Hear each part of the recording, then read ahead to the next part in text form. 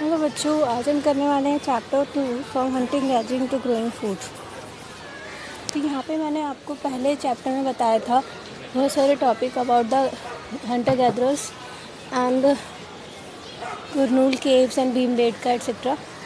सो अब हम पढ़ने वाले हैं भीमबेटका के बारे में थोड़ा आगे, थोड़ा about the names and dates. ठीक है, सो लेट्स स्टार्ट। टाइम पे बहुत ज़्यादा इम्पॉर्टेंट थे, तो लोगों ने ट्राई टू फाइंड किया कि हमें अच्छी क्वालिटी के स्टोन इजीली अवेलेबल हो जाएं। तो आप देख रहे हैं यहाँ पे एक रॉक पेंटिंग दे रखी है। तो ये क्या डिस्क्राइब करती है? Many of the caves in which this early people live have painting on the walls. पहले टाइम में जो गुफाएं होती थी उनकी दीवारों पर वो लोग पेंटिंग बनाया करते थे। Some of the best example are from Madhya Pradesh and southern Uttar Pradesh. तो सबसे बेस्ट एग्जाम्पल इन पेंटिंग्स का है मध्य प्रदेश और उत्तर प्रदेश में, साउदर्न उत्तर प्रदेश में। These painting show animals drawing with great accuracy and skill.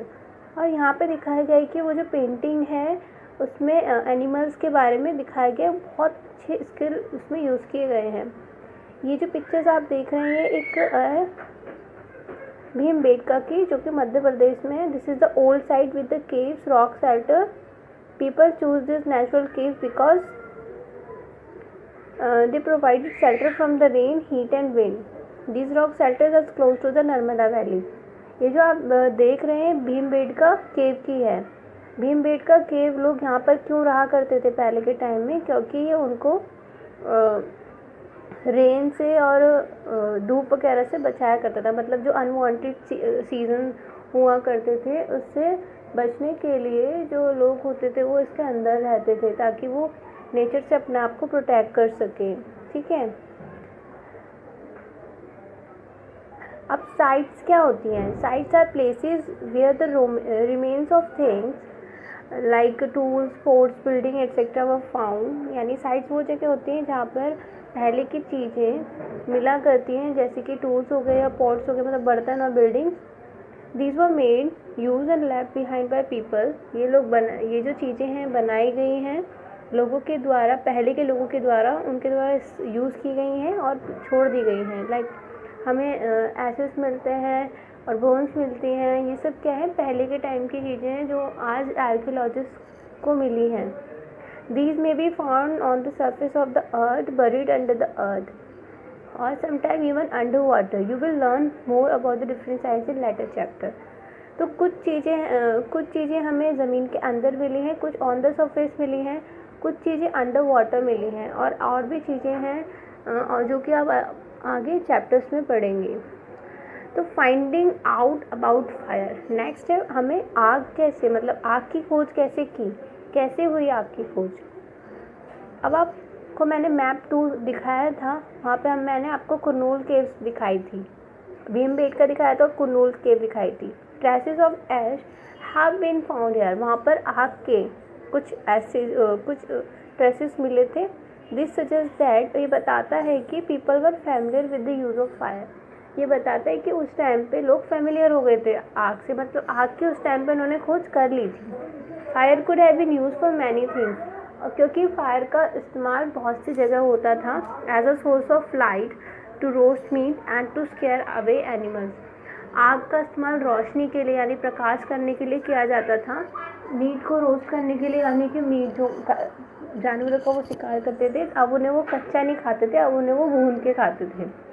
दूसरा है वो एनिमल्स को डराने के लिए, उनको स्केयर करने के लिए आग का यूज़ करते थे। जानवरों को डराने भगाने के लिए, उनसे बचने के लिए आग का यूज़ करते थे। तो हमें यहाँ पे एक क्वेश्चन दिया है, what we use fire for today. आज हम आग का इस्तेमाल क्यों करते हैं? इस क्वेश्चन का आंसर मुझे आप लिख के दोगे। What do we use fire for today. आज हम फायर का इस्तेमाल क्यों करते हैं? As you know, we use fire for cooking food, for lightning. Next we going to read about the names and dates. Archaeologists have given lengthy names for the time that we are studying. जो हम time के बारे में हम पढ़ रहे हैं, archaeologist ने इन्हें बड़े लेंथी नाम दिए हुए हैं। We call the earliest period the Palaeolithic. This come from the two Greek words. Paleo means old and lithos means stone. As I tell you earlier that paleo means होता है old and lithos means होता है stone. यानी it is the oldest time of that period. The name point to the importance to find out the stone tools.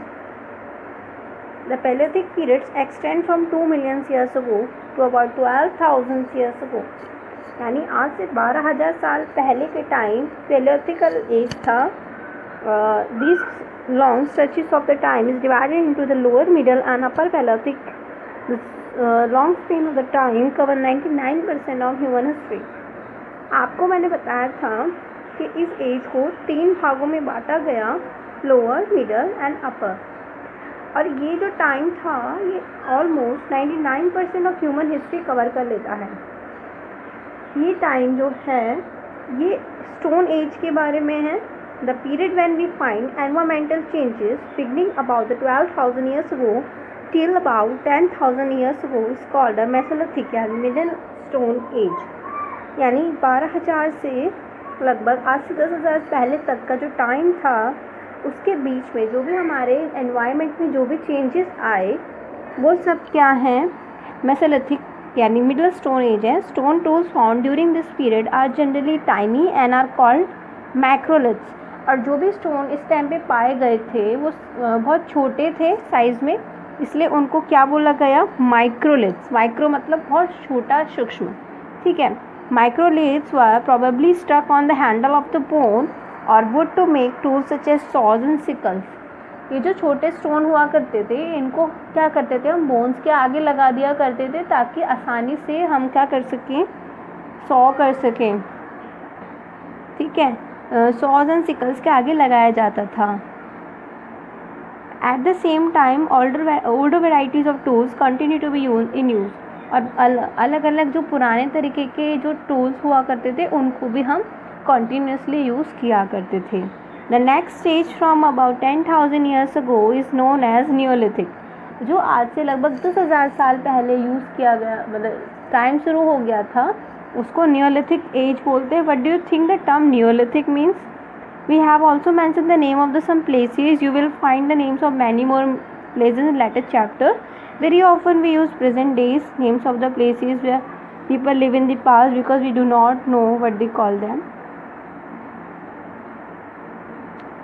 अब यहाँ पे हम पढ़ेंगे a changing environment यानी बदलता हुआ पर्यावरण या वातावरण. Around 12,000 years ago, आज से 12,000 साल पहले there were major changes in our climate of the world. हमारे पूरे विश्व के क्लाइमेट में कुछ चेंजेस हुए. With the shift to relatively warm condition, हम क्या हुए, वार्म कंडीशन में चेंज हुए, मतलब हमारी जो कंडीशन है शिफ्ट हो गई. इन मैनी एरियाज, बहुत से एरियाज यानी बहुत से क्षेत्रों में, this led to the development of grassland. बहुत सी जगहों पर ग्रासलैंड डेवलप हुए यानी घास के मैदान विकसित हुए. This is in turn led to an increase in the number of deers, antelope, goats, sheep, cattle, animal that survive on the grass. तो जो घास पे जीवित रहने वाले जानवर थे वो भी अब विकसित होना स्टार्ट हो गए थे, like sheep and goat and cattle and all. Those who hunted this animals now followed them. अब जो भी उनका हंट करते, मतलब इन लोगों का शिकार करने वाले जो लोग थे उनको फॉलो करते थे, learning about their food habits and their breeding season.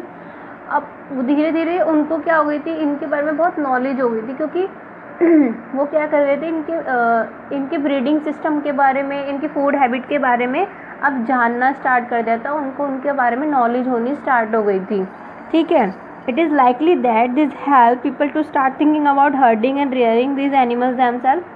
ठीक है. अब उन्हें क्या हो गया था,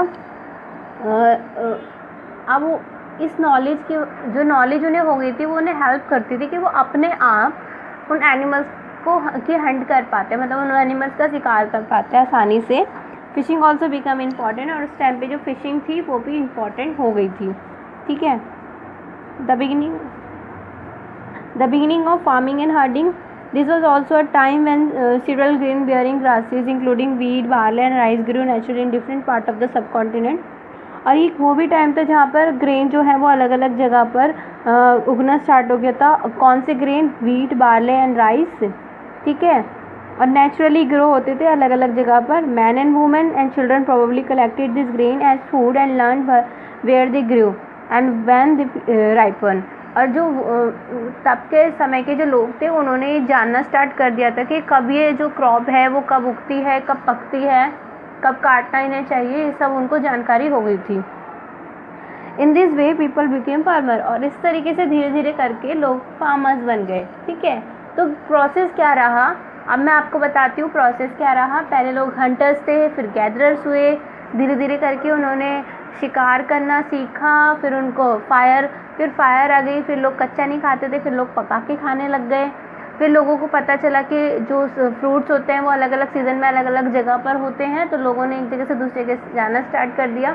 फिर लोगों ने सीखा कि एक जगह रहकर फार्मिंग कैसे की जा सकती है, कि उन्होंने देखा, उन्होंने ऑब्ज़र्व करा कि जो कोई भी प्लांट होता है या कोई भी ग्रेन होता है एक टाइम के बाद पक जाता है और फिर उसको काटने का समय हो जाता है। तो इस तरीके से लोग फार्मर बन गए। अब फार्मर जैसे वो बने तो वो जब एक जगह रहेंगे तो उन्होंने एनिमल डोमेस्टिकेशन भी करना सीख लिया था, ठीक है।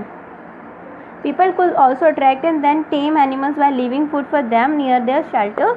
अब वो धीरे अपने वहीं पर ही रहना बसना स्टार्ट कर दिया। लोगों ने क्या करा, एनिमल्स को पालना स्टार्ट कर दिया। The first animal to be tame was wild ancestor of the dog. सबसे पहले पाला जाने वाला जानवर था dog. A wild dog, why not other animals, it could be the other animals but not wild. Later people encourage animals that were relatively gentle to come near the camp where they live. These animals such as sheep, goat, cattle and also the pig live in the herd and most of them ate grasses. अब मैं आपको बताती हूँ कि dog को क्यों सबसे पहले पाला गया, क्योंकि उस टाइम पे जो डॉग था वो मोस्ट इंटेलिजेंट माना जाता था। मतलब उस टाइम पे जो सबसे जो मतलब अवेयर जो एनिमल्स था वो डॉग ही माना जाता था, ठीक है। और बाकी जो भी एनिमल्स हैं वो उनको पाला जाता था। बाद में जैसे गॉट हैं, काऊ हैं, इन सबको भी पालना स्टार्ट किया गया। Often people protected this animal from attack by other wild animals, this is how they become herders. और फिर इन्होंने क्या करा, जब उन्होंने देखा कि जो है एनिमल्स हैं ये हमें बहुत कुछ दे रहे हैं दूध लाइक, तो उन्होंने क्या करा, उनको बाकी सब वाइल्ड एनिमल से बचाना स्टार्ट कर दिया। धीरे धीरे करके ये हर्डर्स बन गए। समझिए प्रोसेस क्या था, ठीक है। Can you think of any season why the dog was perhaps the first animal to be time.